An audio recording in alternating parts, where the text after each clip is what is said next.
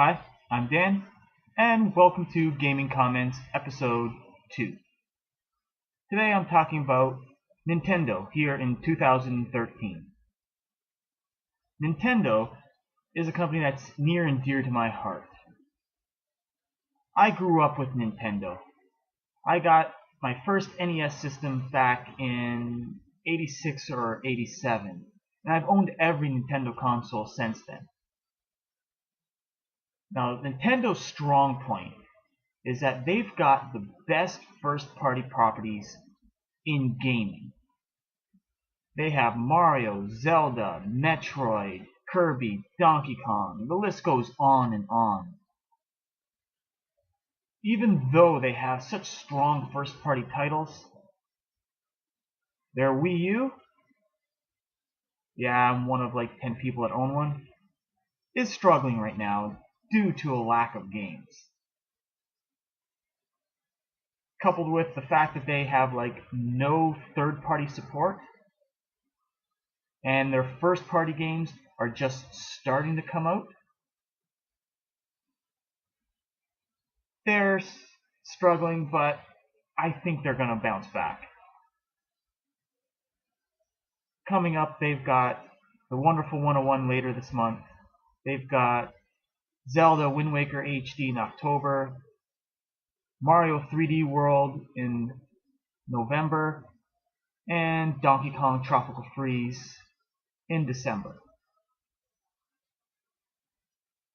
Later this month, on the 20th, Nintendo has announced that they're going to drop the price of the Wii U by $50.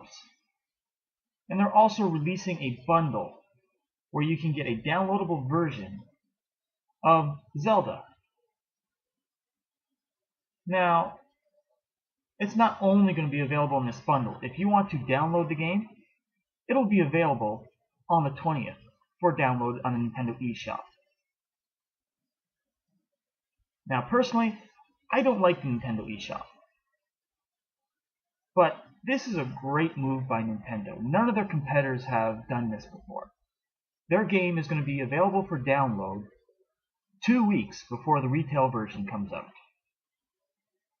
It's a great way to promote the eShop, even though I feel that the eShop is extremely weak, especially when it comes to sales in general.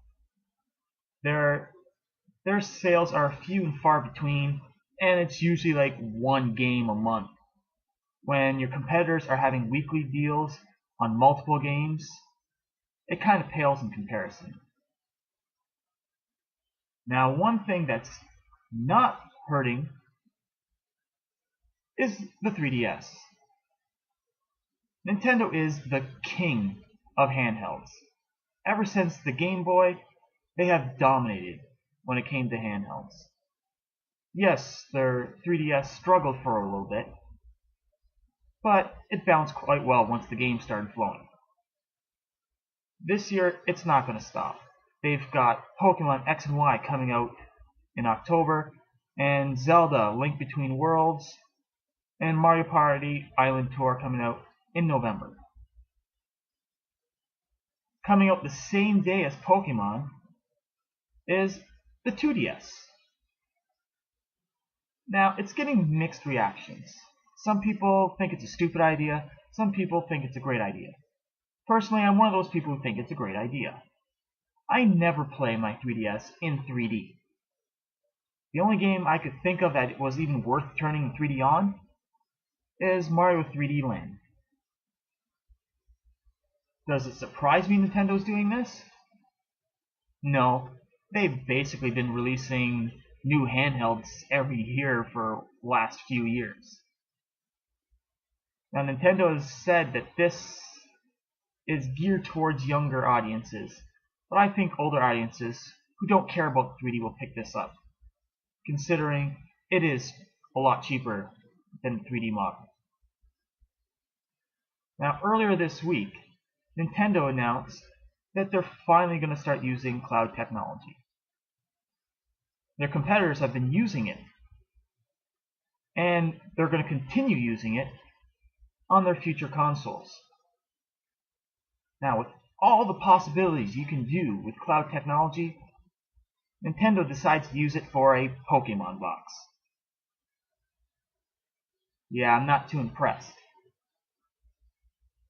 With all the possibilities that's out there, all the Nintendo could think of is a Pokemon box that's going to require a monthly fee. Yeah, I don't think I'm going to be going for that. Now, overall, am I worried about Nintendo? No. They'll bounce back. They're Nintendo. They're not trying to play with the others. They're just trying to be themselves. And you gotta respect that. Well, that's all I have to say for today. If you like what you see, feel free to subscribe.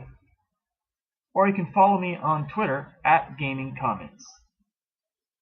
Next week, I'm going to be talking about Sony here in 2013.